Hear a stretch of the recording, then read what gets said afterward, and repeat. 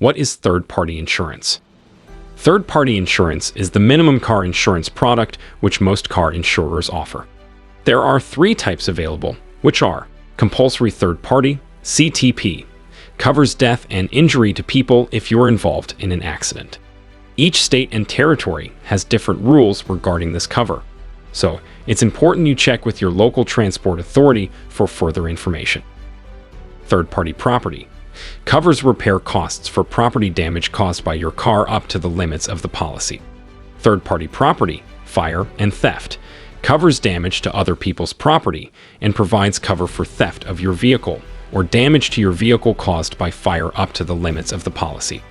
Ensure you review the product disclosure statement for policy inclusions, limitations, and exclusions. Thanks for watching.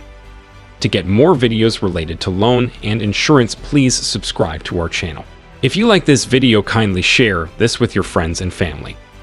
Don't forget to hit the like button. If you have any queries, please comment in the comment section.